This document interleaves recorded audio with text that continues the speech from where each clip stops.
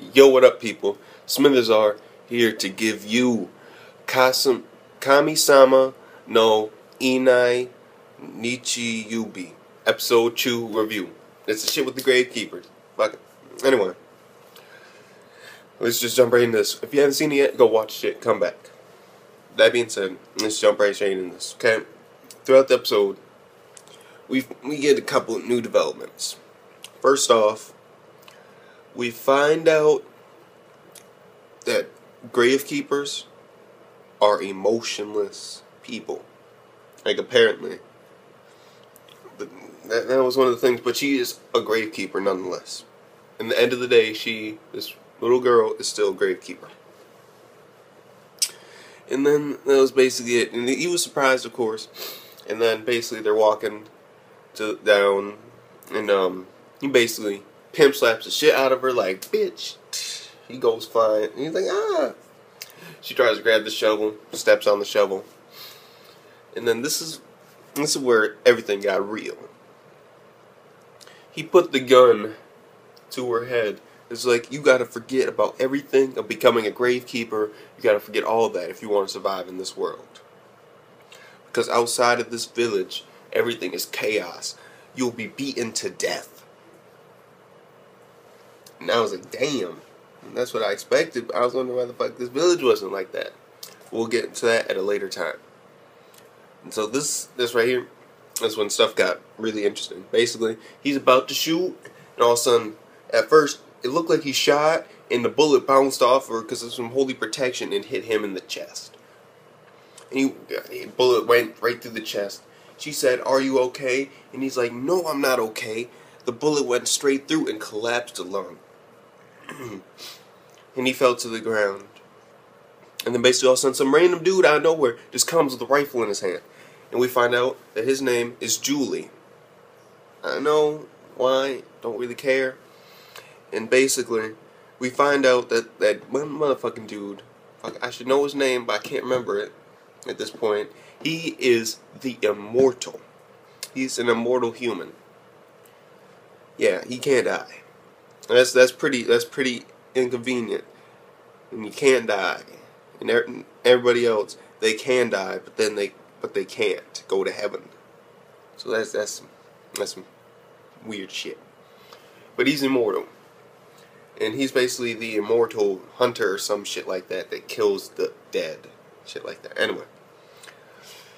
Basically we find out that Julie and the immortal guy, they were basically old friends until the immortal motherfucker killed his wife because she was dead for over a year.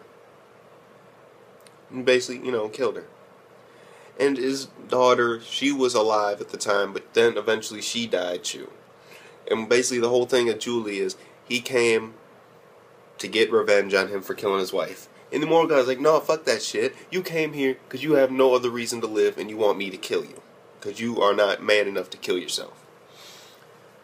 That's when stuff got really good. Oh, bucket. Fuck, hungry. Fuck. Fuck it. Yeah. So basically after all that, he challenges him to a duel at dawn. Nigga's like, nah, fuck that shit. I'm not gonna go into your useless thing for revenge when you really just want to die. I'm not fighting a broken man. That's basically what he's saying. And then basically he puts a gun to her head, and this dude just walks past like, what the fuck are you doing? I was about to shoot the bitch. That was a weird thing. And then basically after that, you know what? It was just a weird concept, okay? Fuck the summary shit. Let's just go on from that, okay? Basically, nah, blah, blah, blah, blah, blah, talk. Okay, I'll fight you at dawn. Then it's dawn. He's leaving the village. So is she. And eventually decided to team up. She's like, aren't you gonna fight him? No, fuck that shit. I'm leaving. He's a good hunter, so we should probably get going. Then they're walking.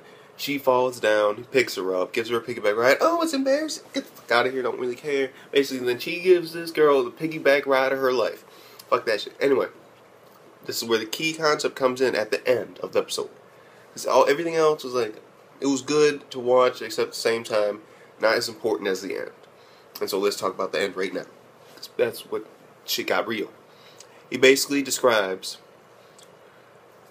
how he thinks this all was planned out. And he was like, you know what, basically, here are a couple main points. I'm not going to say everything this dude said, because he said a lot of shit. I'm going to basically just break it down. He said that, how old are you? She said 12. And he was dumbfounded because we find out that along with making it so that people are basically immortal, they never die. Technically, they never die. Which is weird. It's gonna be like, it's weird. Okay? Even if your head gets blown off and you can't move anymore, you're still not dead. That'll be like torture as hell. Fuck it. Anyway, basically he says 15 years ago, what he believes happened, his own theory about it, is that God granted everybody's wish. Because all humans wanted to be immortal. And when he found out that all people didn't want to be immortal, he sent the gravekeepers. It makes sense. It's a good theory. And he also backs up with his own story of how he became immortal. Because he was born with like some type of disease where he couldn't really like stay out in the sunlight.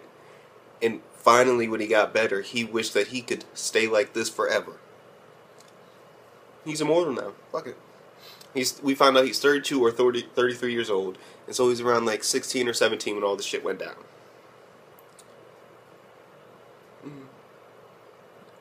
No, 17 or 18 when all this shit went down. Because he met Jewel in high school. But besides all that shit, we find out a very important thing that we got to keep in mind. And that is that her mom was a defective gravekeeper because she gave birth after God made it impossible to give birth with a human. And that's probably why she died. She gave birth. And God said, no, fuck that shit. No more giving birth. Everybody's getting immortal. It's a cruel, harsh world where everybody wants to live forever. So fuck that shit. None of you gonna die. You ain't gonna give birth either. And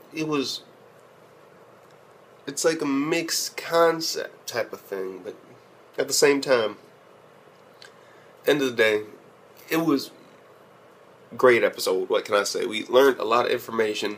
We got possibility of why this shit happened. And just when that guy was like, fuck this shit, nobody dies anymore. Nope, you can't have birth either. It's like a gift and a curse. We found out at the very end, he said it. You will eventually find out the secret of that village that they were hiding from you. And what it was and all that shit. That was basically the ending. And that's something that we need to know. Why the fuck was that village the only place apparently in the world that was sane and where people weren't killing and beating the shit out of each other? So we need to know. It also brings back to episode 1, how they were so glad that they could have a daughter. Because apparently humans can't give birth now. Gravekeepers, it's iffy.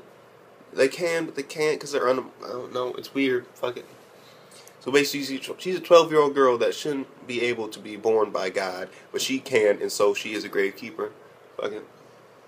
But since she was born half human too, she has the ability to have emotions and shit. That's what I'm gonna say. Hey, fuck it. This gets 8.5 out of 10 because it was a great episode. We got information. The plot thickens with this motherfucker. The story thickens. The animation at some point was on spot. It may be weird animation, but it's still on spot animation.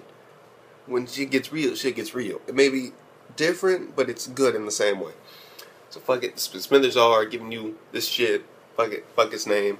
I got other shit to do. So peace the fuck out, nigga.